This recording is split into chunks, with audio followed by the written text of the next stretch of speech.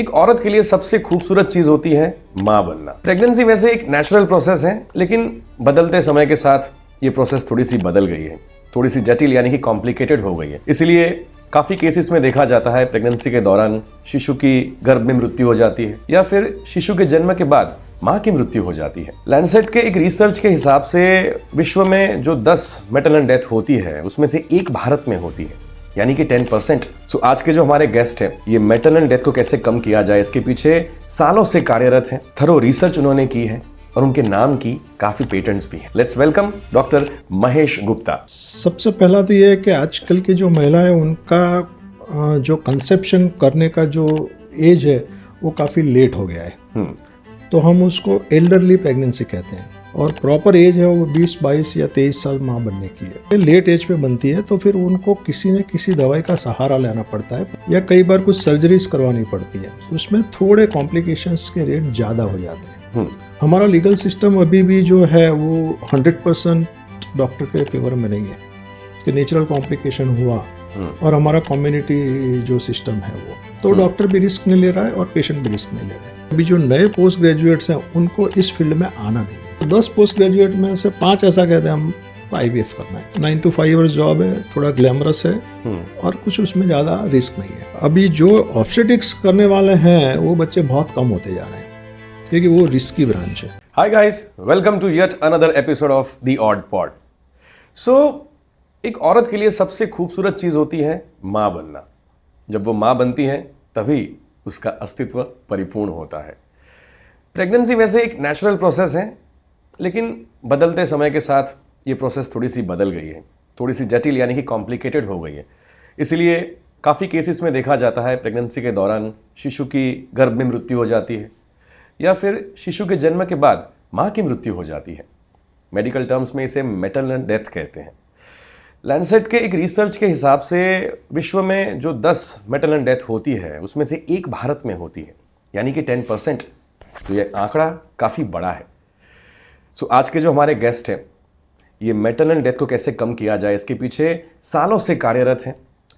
Thorough research उन्होंने की है और उनके नाम की काफ़ी पेटेंट्स भी हैं। Let's welcome doctor Mahesh Gupta. तो सर, इसी विषय पे बात करते हैं आज। बहुत ही गंभीर विषय है और बहुत ही कम जगह पे मैंने देखा है कि इसके बारे में कोई बात करता है। तो आज की जो महिला है, प्रेग्नेंट महिला, वो कौन से चैलेंजेस से वैसे जूझ रही है? सबसे पहला तो ये है कि आजकल की जो महिला है उनका जो कंसेप्शन करने का जो एज है वो काफ़ी लेट हो गया है। तो हम उसको एल्डरली प्रेगनेंसी कहते हैं। पुराने ज़माने में देखो, भगवान ने जो मेंस्ट्रुएशन दिया है वो 12 साल, 13 साल, 14 साल पे दिया है और प्रॉपर एज है वो 20, 22 या 23 साल माँ बनने की है। तो वो माँ उस एज पे नहीं बन के लेट एज पे बनती है तो फिर उनको किसी न किसी दवाई का सहारा लेना पड़ता है प्रेगनेंसी कंसीव करने के लिए या कई बार कुछ सर्जरीज करवानी पड़ती हैं। तो उसकी वजह से जो ये ART कंसीव्ड प्रेगनेंसीज या प्रेगनेंसी रखने से पहले जो कुछ सर्जरी हुई है या एल्डरली पेशेंट्स, उसमें थोड़े कॉम्प्लिकेशंस के रेट ज़्यादा हो जाते हैं। तो वो अभी उसकी वजह से ये चैलेंजेस थोड़ी बढ़ रही हैं सोसाइटी में। तो ये जैसे कि मैंने एक डेटा शेयर किया, I don't know how true that data is, लेकिन कहीं ना कहीं जो मैटरनल डेथ रेट ज़्यादा है इंडिया में, उसका रीज़न पॉपुलेशन भी है। सिर्फ पॉपुलेशन को हम कंसिडर नहीं कर सकते हैं। चाइना में भी पॉपुलेटेड कंट्री है, फिलीपींस भी पॉपुलेटेड कंट्री है, पर हमारे यहाँ थोड़ा सा अलग सिनेरियो है। हमारे यहाँ प्रेगनेंसी को पहले एक रूटीन अफेयर लिया जाता था। अब ये अवेयरनेस आई है कि प्रेगनेंसी एक फैमिली अफेयर है। तो उसमें हस्बैंड का, फादर इन लॉ का, फादर का, मदर का, सबका सपोर्ट जरूरी है।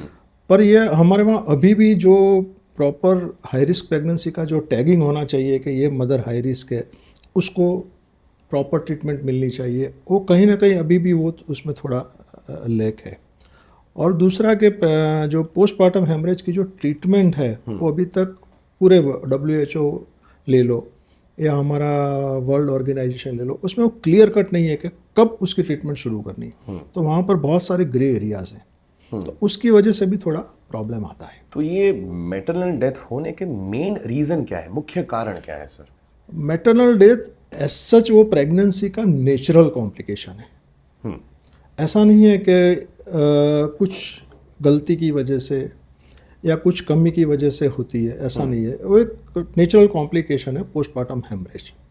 पर कुछ केसेस में, जैसे हमारे royal college of obstetrics and gynaecology, जो हमारा एक तरीके का एक स्टैंडर्ड इंस्टीट्यूट गिना जाता है, RCOG कहते हैं, उन्होंने भी कई केसेस को आइडेंटिफाई किया है और उन्होंने उस केसेस में बताया है कि ये केसेस में पोस्टमार्टम हेमरेज होने की संभावना ज़्यादा रहती है। जैसे मल्टीपल प्रेगनेंसी, पेट में एक से ज़्यादा बच्चे हैं तो उसमें ज़्यादा हो सकता है PPH। जैसे बड़ा बेबी, बिग बेबी, उसमें ज़्यादा हो सकता है।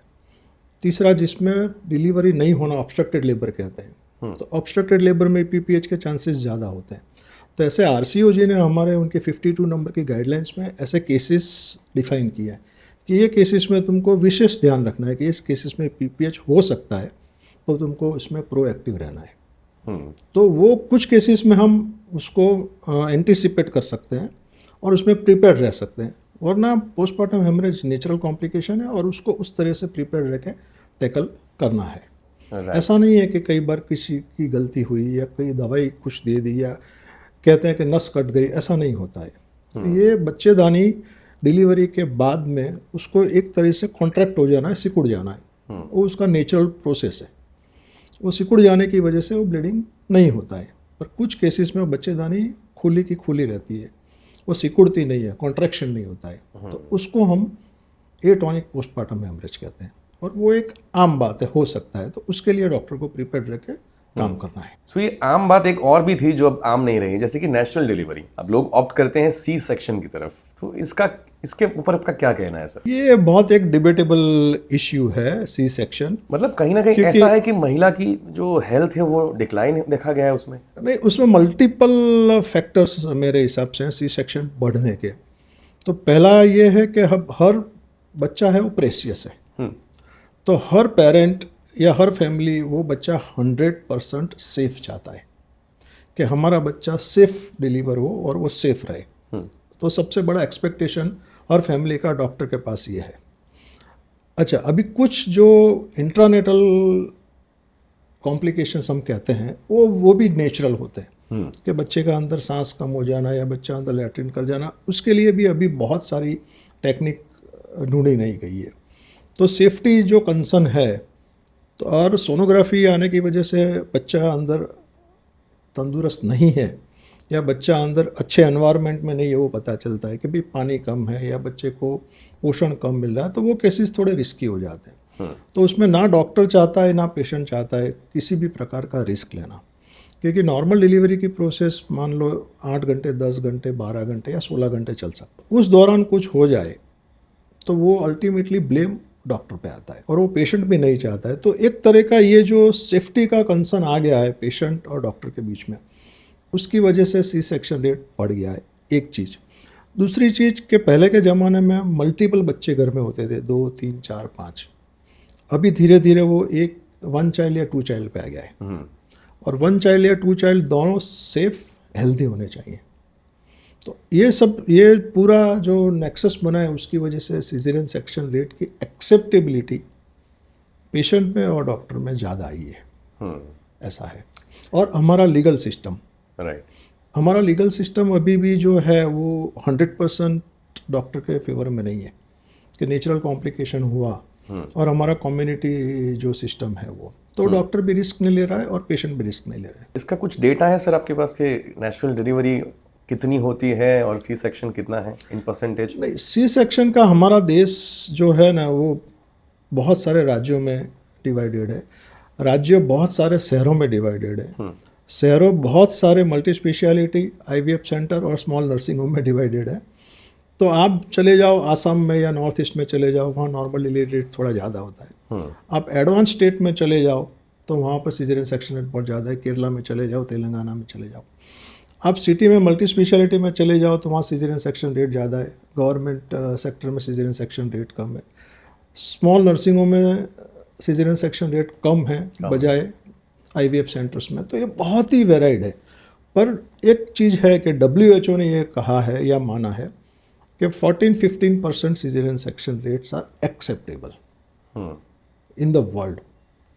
पर वो नहीं होता है। अभी थोड़े दिन पहले टाइम्स ऑफ इंडिया के एक नेशनल सर्वे में ही था कि हमारा almost 35%, 33 to 35% caesarean section rate हो गया है, पर वो तो एक ब्रॉड था, पर आप nursing home to nursing home, hospital to hospital, centre to centre वो वेरी करता है। और वो सिजेरियन सेक्शन रेट हमारे यहाँ नहीं, पूरे वर्ल्ड में अभी धीरे, अब ब्राज़ील जैसी कंट्री में तो बहुत ज़्यादा है, सबसे ज़्यादा ब्राज़ील में है, ऐसा कह सकते हैं। तो सर ये जो समय बदला है उसमें कहीं ना कहीं शादी के बाद वो हनीमून पीरियड जो है वो भी काफ़ी लंबा होता जाता है, काफ़ी समय लेते हैं, फिर सोचते हैं बच्चा करेंगे।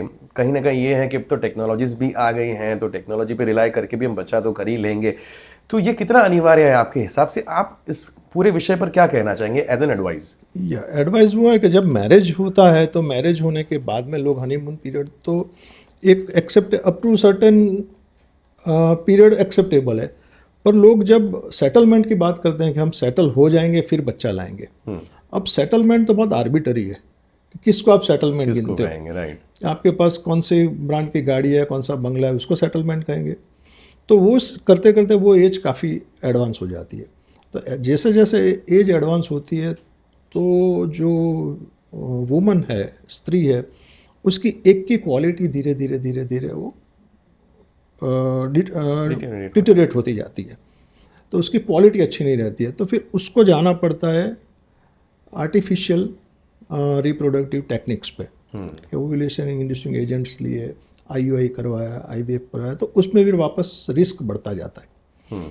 तो उसमें भी फिर PPH के चांसेस ज़्यादा रहते हैं। ये सारी जो ट्रीटमेंट्स है उसके साइड इफेक्ट्स भी होते होंगे? साइड इफ़ेक्ट्स तो बहुत नहीं कह सकते, पर हाँ उनके जो भगवान ने सिस्टम बनाया है कि औरत का एक अंडा हर महीने में एक निकलता है, वही औरत जब ट्रीटमेंट लेने जाती है तो एक की जगह 5-10 अंडे बनते हैं। तो धीरे धीरे उनका ओवेरियन रिजर्व जो है वो तो नेचुरली डिमिनिश होता ही है अगर प्रोलॉन्ग चला।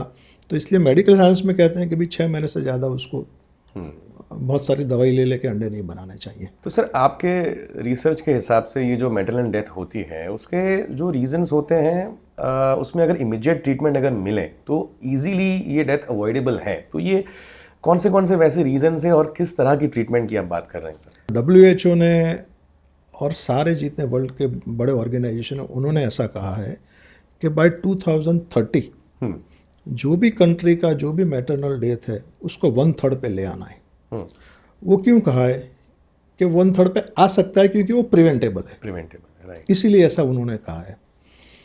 तो प्रिवेंटेबल में अभी हम लोग जो काम कर रहे हैं वो पोस्टमार्टम हेमरेज में, जो आपने कहा बहुत सही है कि पहले डिलीवरी के बाद का जो 1 घंटा होता है उसको कुछ गोल्डन आवर्स कहते हैं, कुछ 4th स्टेज ऑफ लेबर कहते हैं, वो बहुत इंपॉर्टेंट है। अगर वो 1 घंटे में आपको पता चल गया कि इसको ब्लीडिंग हो रहा है या इसको ब्लीडिंग होने की टेंडेंसी, हम इसको वॉच करेंगे, वो 1 घंटा अगर वॉच कर लिया और प्रोएक्टिवली उसमें ट्रीटमेंट दे दिया तो काफ़ी उसमें मॉर्बिडिटी या मोर्टालिटी कम हो सकती है। तो गोल्डन आवर का ट्रीटमेंट जो है वो बहुत इंपॉर्टेंट है हमारे उसमें। राइट। ऐसा नहीं है कि डिलीवरी हो गई, ऑपरेशन हो गया और हम लोग ने उसको ऐसे ही पेशेंट को छोड़ दिया। वही पेशेंट ज़्यादा बाद में परेशान होते हैं और परेशान करते हैं। तो कहीं ना कहीं इसको लेके अवेयरनेस का अभाव है। अवेयरनेस का भी, और दूसरा एक है कि प्रेगनेंसी में जो प्रेग्नेंट लेडी है उसको फैमिली का फुल सपोर्ट होना चाहिए।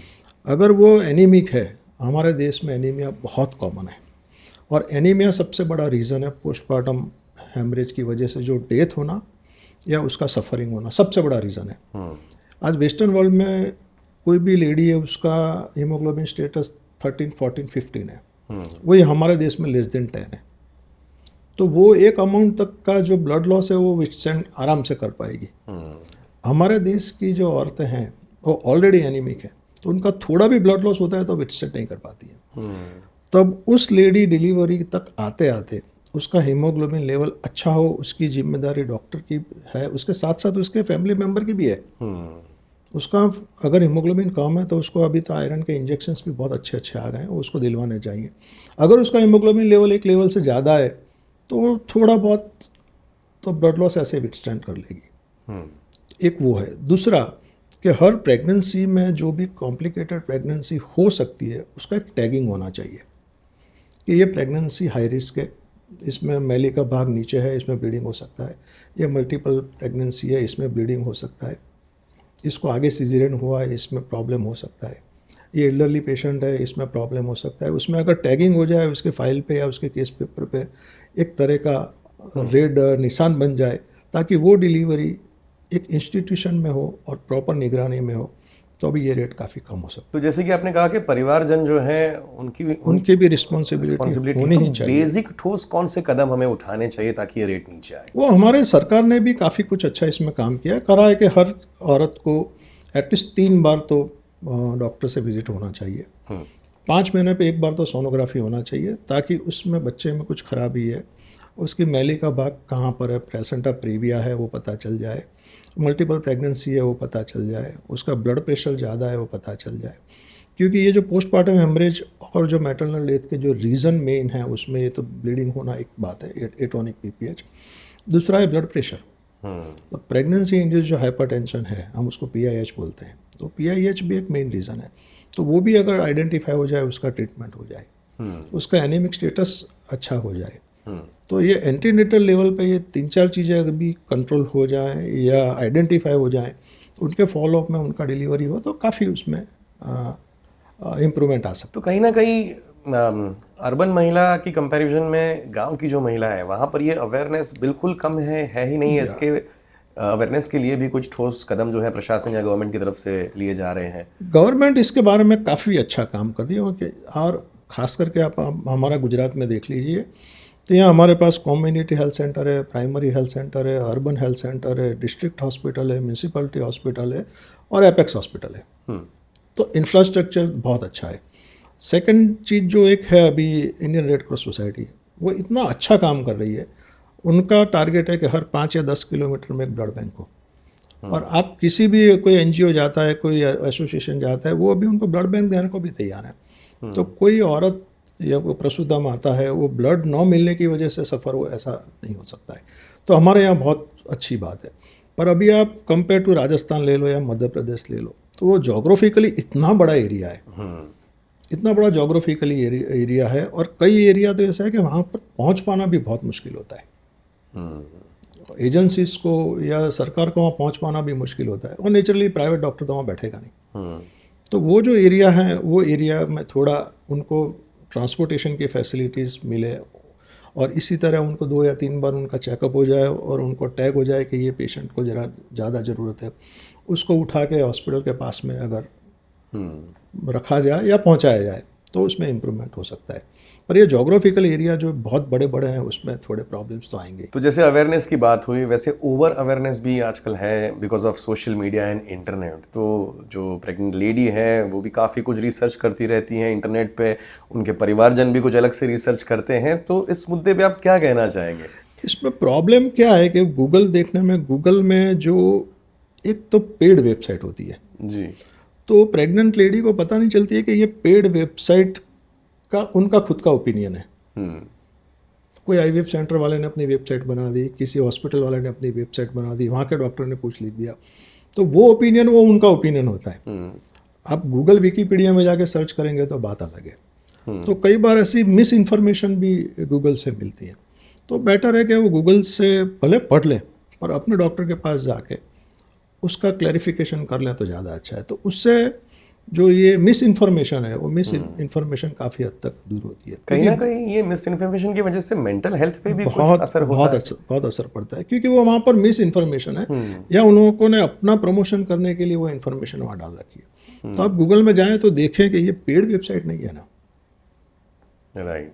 ये वेबसाइट ये गवर्नमेंट ऑथोराइज है, या गवर्नमेंट की है, या कोई वर्ल्ड हेल्थ एजेंसी की है, और वहाँ से वो इन्फॉर्मेशन ले। तो ये कैसे डिफरेंशिएट करेंगे जो ज़्यादा इंटरनेट यूज़ नहीं करते, कैसे पता चलेगा उनको इमीडिएटली ये पेड वेबसाइट नहीं है? उसमें लिखा होता है ये दिस हॉस्पिटल वेबसाइट, ये डॉक्टर की वेबसाइट है, वो लिखा होता है उसमें। राइट। वो हमको भी बाद में पता पड़ा कि ये क्या कौन लिखता है, तब हमने जाके देखा तो देखा अच्छा ये तो पेड वेबसाइट है।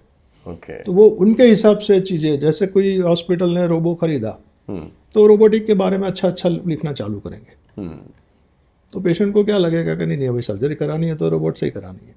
पर उसके बारे में आप जाओ, वो डॉक्टर से डिस्कस करो, उसके प्रॉस एंड कॉन्स जानो, और फिर डिसीजन लो। पर उससे अपना माइंड को बायस मत कर दो। वो मेरा सजेशन है। उससे बायस मत हो जाइए। तो कहीं ना कहीं आपको लगता है सारी वेबसाइट्स जिस तरह से पुटअप होती हैं, कुछ थोड़े से रेस्ट्रिक्शंस होने चाहिए? वो बहुत डिफिकल्ट, वो मेरा परव्यू नहीं है, बट हाँ, लोगों को केयरफुल तो रहना चाहिए कि हम क्या पढ़ रहे हैं। और इंस्टा और ये सोशल मीडिया पे आप हर लोग अपनी प्रमोशन के लिए आके बोलते हैं। तो उसमें सच्चाई क्या है वो अपने डॉक्टर से बैठ के डिस्कस कर लीजिए कि इसमें सच क्या है। तो the bottom line is please talk to your doctor, always talk to your doctor. दूसरा सर, एक नया ट्रेंड अभी काफ़ी सालों से वैसे ये ट्रेंड कि स्पेशल डेट्स पे डिलीवरी करेंगे। जैसे 26 जनवरी आ रही है तो वैसे प्लान करेंगे, 15 अगस्त है तो वैसे प्लान करेंगे, वैलेंटाइंस, तो इसमें डिले करते हैं या फिर थोड़ा सा जल्दी करते हैं। इसकी वजह से भी कॉम्प्लिकेशंस आ सकते हैं या फिर ये अनिवार्य है, नहीं है आपके हिसाब से? एक्चुअली में क्या है कि प्लान जो डिलीवरी है पहले, ये तो 26 जनवरी और ये तो बराबर है, पर हमने तो उस टाइम पे देखा था कि 10 तारीख अक्टूबर महीना और 2010, 10 10 10 11 11 11 12 12 12 8 8 8, ऐसा भी हमने बहुत देखा था कि हमको 10 तारीख को 10वें महीने में 2010 में डिलीवरी 10 बजे करानी है। पर टू बी वेरी ऑनेस्ट, वो लोगों का ये मानना है, पर वो मेडिकली भी कई बार वो एग्जैक्ट टाइम तो मेंटेन नहीं हो पाता है। और वो अगर फुल मैच्योर बच्चा है, उसकी मैच्योरिटी आ गई है और 5-10 दिन के आगे पीछे तो कोई इश्यू जो नहीं है उसकी मैच्योरिटी में, हाँ, बट बहुत प्री मैच्योर करना है तो उसमें फिर बच्चे को नियोनेटल केयर की ज़रूरत पड़ सकती है। या पोस्ट मैच्योर ज़्यादा करना है तो उसमें उसके अलग कॉम्प्लिकेशंस हैं। पर ये कभी ये ट्रेंड तो है ही कि हमको इस फिक्स डेट पे या हमारे खुद की बर्थडे पे या हमारे वाइफ की बर्थडे पे डिलीवरी करवानी है। तो आपके हिसाब से कॉम्प्लिकेशंस आने के चांसेस तो हैं? चांसेस ये तो अपने रिस्क पे कीजिए अगर आप कर रहे हैं तो। डेफिनेटली नेचुरल जो है वो नेचुरल है और अननेचुरल जो है वो अननेचुरल है। तो सर, आपने काफ़ी रिसर्च की है, काफ़ी सालों की आपकी थरो रिसर्च है, आप विश्व भर में जाते हैं, बहुत सारे क्रिटिकल केसेस भी होते हैं और ख़ास तौर पे आपके नाम की पेटेंट है। अब हमारे व्यूअर्स को ये जो आपने रिसर्च है उसके बारे में बताइए और ये जो पेटेंट है उसके बारे में I am also excited. Actually क्या था कि कुछ साल पहले तक पोस्टमार्टम हेमरेज या डिलीवरी के बाद में जो ब्लीडिंग हुआ तो उसमें ऑप्शन एक ही रहता था कि बच्चेदानी को निकाल देने का, हिस्टेरेक्टोमी कर देने का। अभी वो प्रसूता स्त्री की उम्र 20 है, 22 है, 24 है, 30 है, उससे कोई मतलब नहीं था। Treatment was to remove the uterus. अभी एक 25 साल की लेडी का यूट्रस निकल गया, यानी उसका तो एक ऑर्गन निकल गया। तो कुछ साल पहले तक यही था कि ब्लीडिंग हुआ, ऑर्गन निकाल दो, हिस्टेरेक्टोमी कर दो। फिर 30 साल, करीबन 30 साल पहले एक यूके में एक डॉक्टर ने ऐसा कंसेप्ट दिया कि नहीं यूट्रस हर केस में निकालने की ज़रूरत नहीं है, हम यूट्रस प्रिजर्व करके भी पोस्टमार्टम हेमरेज को ठीक कर सकते हैं। फिर उसमें कई मॉडिफिकेशन आते गए। तो 2012 में जब मैंने देखा कि अभी भी हमारे लिए तो ये इश्यू काफ़ी प्रॉब्लमेटिक है ही, हिस्टेरेक्टोमी पे जाना पड़ता है, यूट्रस निकालना पड़ता है, तो कुछ सर्जरीज हमने को मिक्स एंड मैच किया और कुछ डिवाइस की। और सबसे पहले 2012 में मैंने कनाडा में इंटरनेशनल कॉन्फ्रेंस में उसका पेपर मैंने पब्लिश किया। तो उस टाइम मेरा लेक्चर ख़त्म होने के बाद में मुझे काफ़ी फिलीपींस से, पाकिस्तान से, बांग्लादेश से और वहाँ पर श्रीलंका के जो डॉक्टर उसमें आए थे, क्योंकि ये एशियन कंट्री का प्रॉब्लम है, ये वेस्टर्न वर्ल्ड का ज़्यादा प्रॉब्लम नहीं है, क्योंकि वहाँ मैटरनल डेथ रेट बहुत कम है। ये हमारे प्रॉब्लम एशियन कंट्रीज़ का है और अफ्रीकन कंट्री का है, ये दो जगह मैटरनल डेथ बहुत होती है। तो वो लोगों ने बहुत इंटरेस्ट दिखाया, मैंने वो उस पर और काम किया। और जो 30 साल पहले जो सर्जरी डेवलप हुई थी वो इतनी पॉपुलर उस तब तक नहीं हुई थी, क्योंकि उसमें स्पेशल सूचर चाहिए थे। तो फिर मैंने एक बेंगलोर बेस्ड कंपनी को अप्रोच किया कि मुझे ऐसा सूचर बनाना है। तो उन्होंने वो सूचर बनाया। अभी ये पूरा वर्ल्ड में चलना है, तो उसको हमने अमेरिकन पेटेंट करवाया। और वो सर्जरी का नाम जो है कोमोक MG मैंने, compression and occlusion Mahesh Gupta technique, वो इंडियन गवर्नमेंट में ट्रेडमार्क पेटेंट कराया। अच्छा, यहाँ तक हम नहीं रुके कि उस ज़माने में QR कोड चल रहे थे 2012-13 में, पर इतना पॉपुलर नहीं था। तो हमने सोचा कि हर पोस्ट ग्रेजुएट जब पढ़ता है तब उस बुक में पढ़ लेता है सर्जरी, फिर प्रैक्टिस में आता है तो उसको वो सर्जरी करनी होती है रेयर, तो उसको रेफ़र करना पड़ता है बुक, और फिर वो कर सकता है। अच्छा। तो हमने सोचा कि अभी तो ये जो मैगी और ले में भी QR कोड चलते हैं, तो क्यों ना हम हमारे सूचर मटेरियल के ऊपर ही QR कोड एक ऐसा लगा दें कि वो जब पोस्टमार्टम हेमरेज हो, सब पैनिक में हो, इमरजेंसी हो, माहौल सारा एकदम ग्लूमी हो, तो कोई भी ऑपरेशन थिएटर में खड़ा बंदा अपना मोबाइल जेब से निकालेगा और वो QR कोड स्कैन करेगा, और QR कोड स्कैन करेगा, इमीडिएटली उसको स्क्रीन पे हमारी सर्जरी देखना चालू हो जाएगा। तो 2.25 मिनट का हमने एक एनिमेशन वीडियो बहुत अच्छा बनाया। ओके। तो in the event of PPH, जब डॉक्टर एकदम कंफ्यूज है, घबरा गया है, अब क्या करना है, तो सूचर मटेरियल का बॉक्स खोलेगा, उसमें से एक कार्ड निकालेगा, वो कार्ड में QR कोड है, उसको कोई भी स्कैन करेगा और वो डॉक्टर को दिखाएगा और वो सूचर से वो फटाफट उस टाइम सर्जरी कर लेगा। वो इनोवेशन हमने किया जो आज तक किसी के दिमाग में नहीं आया कि ऐसा सर्जरी में भी हो सकता है। सिंपल QR कोड है। ये 2013-14 ये में हमने 12 में ये सब काम शुरू किया वाह। और 16-17 में आते आते हमने सब कंप्लीट किया।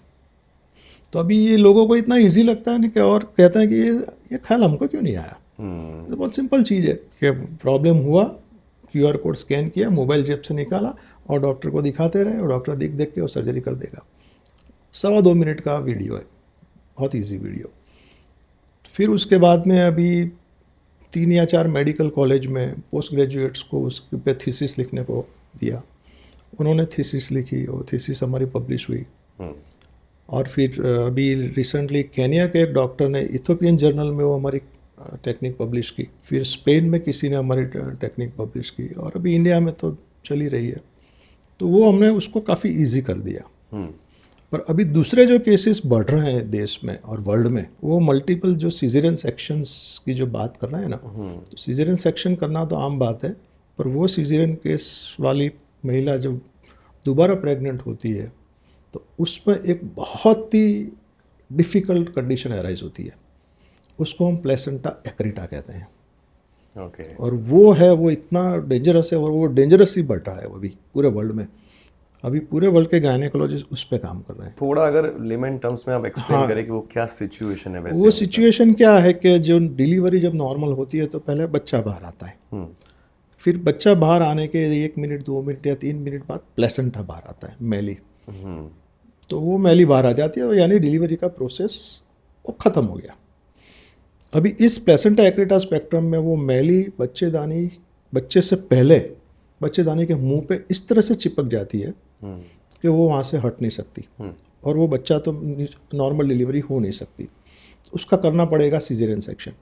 सीजरियन में आपने बच्चा तो निकाल दिया, पर मैली बच्चेदानी के अंदर चली जाती है, एडिशंस उसके इतना हो जाता है कि उसको निकालने के समय इतना ब्लीडिंग होता है कि within minutes patient can die on table. Okay. बहुत साल पहले राजस्थान में एक डॉक्टर ने ये केस किया था, वो पेशेंट को बचा नहीं पाई, तो वहाँ के लोकल जो थे उन्होंने उसको इतना परेशान किया कि वो गायनेकोलॉजिस्ट ने सुसाइड किया। ओह गॉड। ये करीबन 3-4 साल पहले की बात है। ओके। इतना परेशान किया क्योंकि वो कंडीशन बहुत ही हॉरिबल है। अभी हम सिर्फ उस पर ही काम कर रहे हैं और अभी हमारा वर्ल्ड लेवल में वही काम कर रहे हैं कि हम मैली को भी निकाल दें और सीजरियन भी कंप्लीट कर लें और यूट्रस भी बचाएं। अभी तक वेस्टर्न वर्ल्ड में, जर्मनी में, फ्रांस में, सब जगह क्या हो रहा है कि बच्चा सिर्फ निकाल देते हैं, वापस सब कुछ बंद कर देते हैं, पेशेंट को रेडियोलॉजी डिपार्टमेंट में भेजते हैं, वहाँ की जो मेन नसें उसको सप्लाई करती है उसको ब्लॉक करते हैं, फिर 2-3 महीने बाद वापस ऑपरेशन करते हैं, फिर मैली निकालते हैं। तो वो लोग क्लेम कर रहे हैं कि उनका बच्चेदानी बचाने का रेट 33 या 34% है। हमारे केस में 95% बच्चेदानी बचाने का रेट है, और वो भी सिंगल स्टेज में। तो वो अभी हमारा सब चल रहा है, हम पब्लिकेशन में जा रहे हैं। तो वो कंडीशन बहुत ही हॉरिफिक है, वो अभी शुरू हुई आना। ये अभी ही आना शुरू हुई है। क्या कारण है सर? Multiple caesarean section. ये multiple caesarean section is the only reason जिसकी वजह से ये। Yes, that is no reason. क्योंकि हम जब पढ़ते थे तब उसके लिए 1-2 लाइन लिखी हुई आती थी, और अभी उसके बारे में पेजेस भरे हुए आ रहे हैं, क्योंकि वहाँ पर बच्चा जाके चिपक जाता है। जो पहले का जो सीजरियन का स्कार है, जहाँ टाँके लिए हुए, वहाँ बच्चा जाके चिपक जाता है। तो वहाँ उसको फिर ब्लड नहीं मिलता है, तो वहाँ से जो प्लेसेंटा डेवलप होता है वो आसपास की सारी जो ब्लड वेसल्स है वहाँ से ब्लड खींचता है। तो ये अभी भी डिबेटेबल इश्यू है, क्योंकि आपने जैसे कहा कि वेस्टर्न कंट्रीज में उनकी जो ट्रीटमेंट है वो काफ़ी अलग है। अलग है। सो दे आर वेरी रिजिड कि नहीं इसी तरह से हम करेंगे। तो नहीं, पर वो लोग ने भी एक्सेप्ट करना शुरू किया अच्छा, एक्सेप्टेंस आया है कि है अभी धीरे धीरे। 1.5 साल पहले बॉम्बे में हमारे जो फीगो यानी हमारा इंटरनेशनल जो ऑर्गेनाइजेशन है, राइट। उनके प्रेसिडेंट ने उसके ऊपर वीडियो दिखाए थे, लेक्चर दिया था, और उनके बाद ही मेरा लेक्चर था। तो मैंने उनको बताया हम ये कर रहे हैं और हम सिंगल स्टेज में कर रहे हैं और हमारा कंफर्टेबल है। तो इस पे भी आपका रिसर्च अभी चालू ही है। अभी हम बस नेक्स्ट वीक में हम इसके ऊपर भी पब्लिकेशन में जा रहे हैं। राइट। और हमने उसका भी एक अलग नाम दिया है। तो इसके ऊपर भी एक वीडियो और बनेगा, दैट इज इन प्रोसेस। तो सर ये 2013, 14, 15 आपने जो कहा उसमें काफ़ी अवेयरनेस आई और it was a very easy process कि आप स्कैन करते हैं आपको वीडियो दिख जाता है। तो इसका कुछ डेटा है सर कि कितने कॉम्प्लिकेटेड केसेस में हमने जानें बचाई हैं? एग्जैक्ट डेटा तो पर एवरी वीक मैं 2 जगह जाता हूँ। राइट। 2 हॉस्पिटल पे मुझे कॉल आता है या मेरे वहाँ पेशेंट इस तरह से आते हैं। तो बहुत सारी एक दो इंटरेस्टिंग केसेस मैं आपको बता सकता हूँ। जी सर। कि एक नॉर्थ गुजरात से एक पेशेंट आया था, उसकी डिलीवरी मुझे अभी भी याद है, 14 अप्रैल था क्योंकि वो वैलेंटाइन डे था। तो उसका डिलीवरी हुआ। उसका डिलीवरी के बाद में उसका पोस्टमार्टम हेमरेज हुआ। उसी जगह उसका बच्चेदानी निकाल दी। फिर भी उसका ब्लीडिंग चालू ही रहा, कंटिन्यू रहा। तो उसको एक दूसरी हॉस्पिटल में भेजा गया। वहाँ उसका वापस पेट खोला गया, वापस सर्जरी हुआ, फिर उसका ब्लीडिंग चालू रहा। फिर उसको अहमदाबाद के एक बहुत बड़ी हॉस्पिटल में भेजा गया। वो हॉस्पिटल से मुझे सुबह 4 या 5 बजे फ़ोन आया कि एक पेशेंट बहुत ही सीरियस कंडीशन में है, वेंटिलेटर पे है और 24 घंटे में 2 बार तो पेट खुल चुका है, अभी भी ब्लीडिंग चालू है। तो मैंने बोला अब इसमें तो बहुत डिफ़िकल्ट है। सुबह 7 बजे मैं गया। मैंने वापस वहाँ जाके 36 घंटे में तीसरी बार पेट खोला और उसकी जो नसें थी सारी मेजर वेसल्स सब बंद की और ब्लीडिंग बंद किया और कुछ जहाँ से ब्लीडिंग आ रहा था वो कंट्रोल किया। वो पेशेंट फिर किडनी फेलियर में गया। तो वो 28 दिन तक किडनी फेलियर में रहा और 33 दिन तक वो वेंटिलेटर पे रहा। उसके पास पैसे ख़त्म हो गए, सारे पैसे उसके ख़त्म हो गए। तो वो एक कोई धार्मिक हॉस्पिटल में चला गया ताकि उसका फ्री हो। वहाँ 15-20 दिन के बाद में वो डिस्चार्ज हुआ। डिस्चार्ज होने के इतने दिन वेंटिलेटर पे रहने से वो पेशेंट जो था वो अपना पानी भी नहीं पी पा रहा था क्योंकि उसके मसल सारे ख़त्म हो गए थे। चलने की तो बात ही दूर है। फिर उसको राइस ट्यूब से फीडिंग थोड़े दिन तक दिया और उसने नेक्स्ट 14 अप्रैल को उसने फ़ोटोग्राफ सारे उसके भेजे, उसके बच्चे के, उसकी वाइफ के, सब।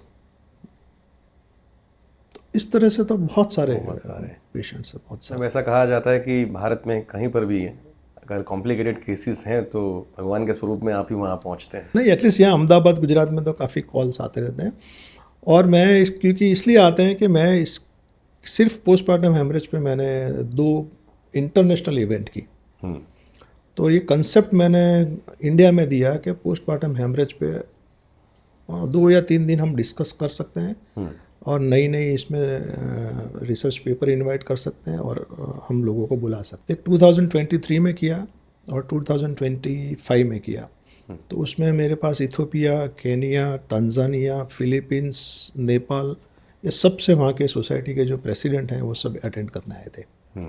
सब आए थे यहाँ पर। उन्होंने सबने देखा कि हम क्या कर रहे हैं। तो सर आप जो अवेयरनेस पे इतने सालों से आप कार्यरत हैं इस फील्ड में, इसी विषय पर, आर यू सेटिस्फाइड या फिर आप चाहते हैं कि और 5 सालों में प्रशासन हो या फिर नॉर्मल जनता हो, उनकी तरफ से भी आपको थोड़ा एक्स्ट्रा सपोर्ट मिले? वो तो सपोर्ट तो मिले तो अच्छा ही लगता है। अप्रिशिएशन, किसी भी फॉर्म का अप्रिशिएशन, एक्नॉलेजमेंट हर इंसान को तो अच्छा लगता ही है।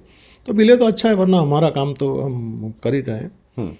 और नया एक बार उस फील्ड में एंटर हुए हैं तो उसमें नई चैलेंजेस आती रहती हैं। हम नया काम करते रहते हैं, लोग आते रहते हैं हमारे पास, नए डॉक्टर्स आते हैं, हम उनको ट्रेन करते रहते हैं। काफ़ी डॉक्टर्स हमारे पास ट्रेन होके गए, बाहर से भी आते हैं। राइट।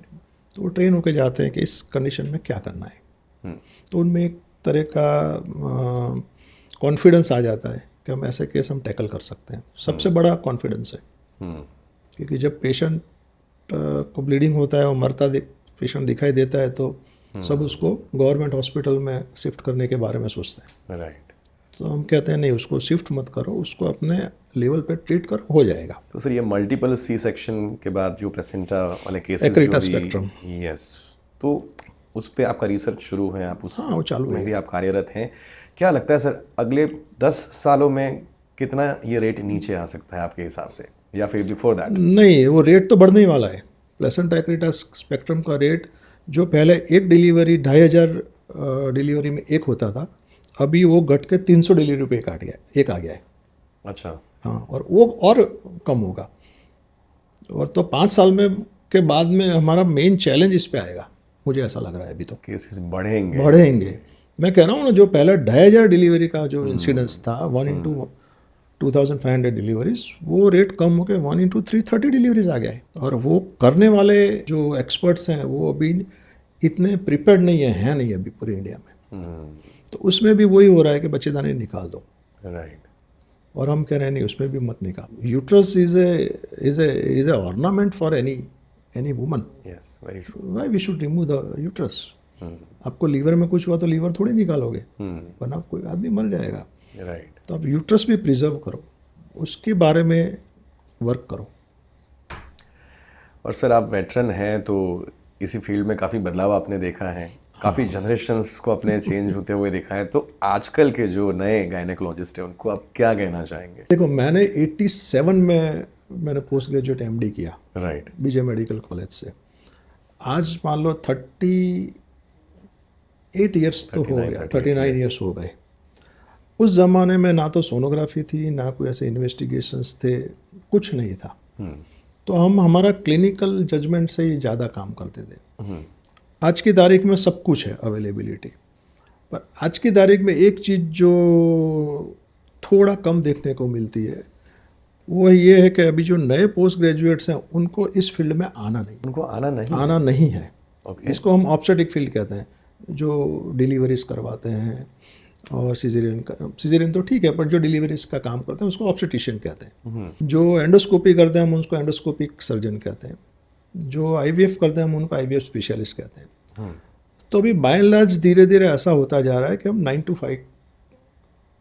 5 working hours. तो हम कई बार पोस्ट ग्रेजुएट से मिलते हैं, उनसे डिस्कस करते हैं, तो 10 पोस्ट ग्रेजुएट में से 5 ऐसा कहते हैं हमको IVF करना है, क्योंकि वो 9 to 5 आवर्स जॉब है, थोड़ा ग्लैमरस है और कुछ उसमें ज़्यादा रिस्क नहीं है। राइट। 2 लोग ऐसा कहते हैं हम सिर्फ सोनोग्राफी करेंगे। तो एक नया ब्रांच अभी डेवलप हुआ है, फिटल मेडिसिन। ओके। तो वो भी 9 to 5 है, कोई रिस्क नहीं है। अभी जो ऑब्स्टेटिक्स करने वाले हैं वो बच्चे बहुत कम होते जा रहे हैं, क्योंकि वो रिस्की ब्रांच है। और ख़ास करके इंडिया में जो अभी जो कम्युनिटी सपोर्ट कह लो, लीगल सपोर्ट कह लो, वो इतना नहीं है।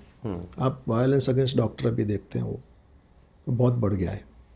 तो उसमें कुछ नेचुरल कॉम्प्लिकेशंस हैं, वो नेचुरली रहते हैं, उसमें डॉक्टर का कुछ कसूर नहीं है।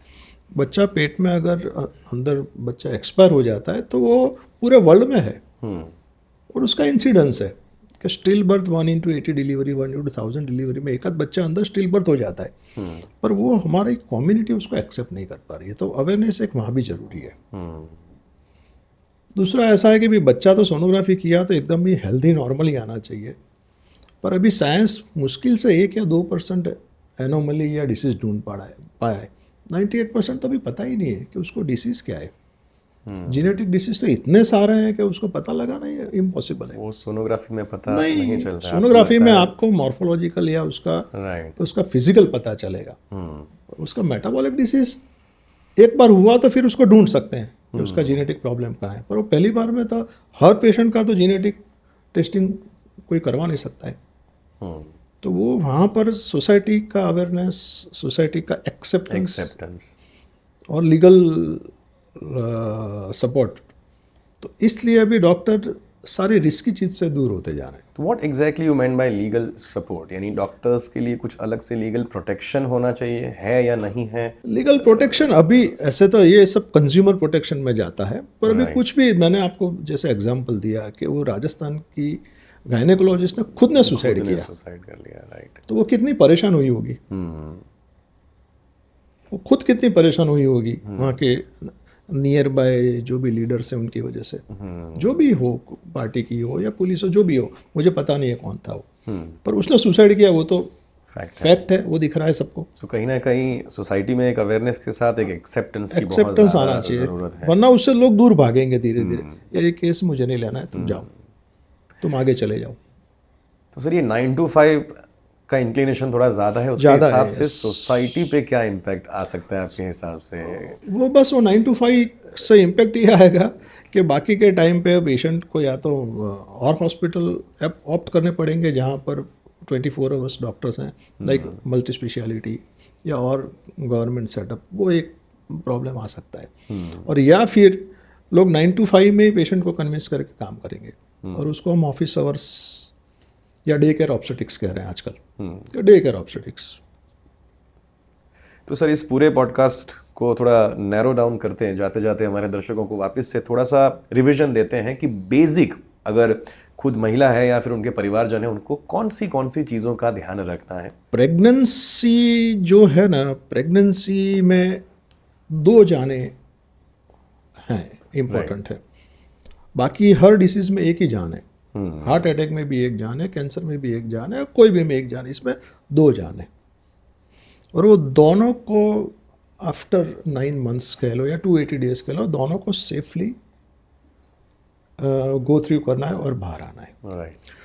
तो ये 2 जान की वजह से कुछ चीज़ें ऐसी हैं कि जो प्रेगनेंसी में नेचुरल होती हैं, और कुछ चीज़ें हैं कि उसमें ध्यान रखना है। तो मेरा तो ये है कि उसका फैमिली सपोर्ट पूरा, और गवर्नमेंट ने भी काफ़ी सिस्टम बनाया हुआ है कि हर एटलीस्ट 1 महीने में एक बार औरत डॉक्टर को मिले, और सोनोग्राफी एटलीस्ट पुअरेस्ट फॉर्म में या गाँव में या कहीं पर भी एटलीस्ट एक बार 20 weeks जो हम कहते हैं, एनोमली स्कैन कहते हैं, वो एक बार सोनोग्राफी हो कम से कम।